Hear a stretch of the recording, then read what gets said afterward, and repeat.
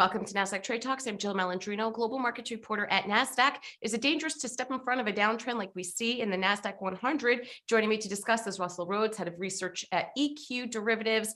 And before we get into that question, Russell, how are traders looking at the current market?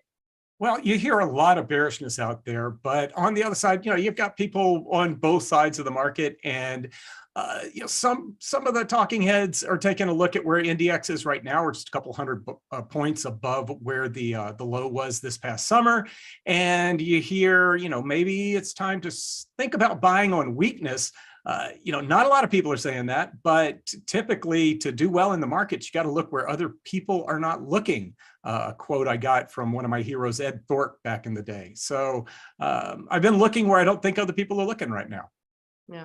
Well, isn't it dangerous to step in front of a downtrend like we have in the Nasdaq-100 right now? Haven't we always been told, don't try to catch a falling knife? Yeah, that's one of my favorite Wall Street sayings. And when I'm teaching at Indiana, I like to display that by holding my hand up and holding a finger in like that. See, I tried to buy weakness once, and you lose a finger if you try to catch a falling knife. However, with options, you can define your outcomes, and therefore you can try to catch a falling knife, but you can also have an idea of what your maximum downside is. And I have seen extra activity going on in longer dated options, both in the XND and the NDX complexes.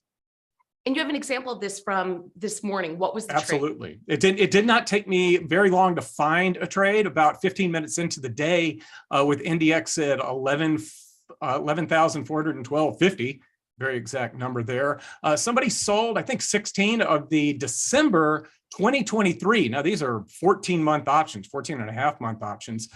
They sold the 10,000 put. They bought the 16,000 call and took in a credit of 474.80. And you can see on the payoff diagram here, as long as NDX stays above 10,000, at minimum, they're going to realize that profit of 474.80. The downside where it really does start to get in trouble is about a little over 9,500, and that's down 16.5%. And you can see there's a kicker on the end there. It was as long as we're at 40.2%, anything above 16,000, they start to make a little bit more on this trade. I did do a little digging. The all-time high is 16,573. So even though it's 14 months and 40%, it's not out of the question that maybe we see new all-time highs by late 2023. All right. Appreciate the insight as always, Russell. Thanks for joining us on Trade Talks. I'm Jill Malandrino, global markets reporter at Nasdaq.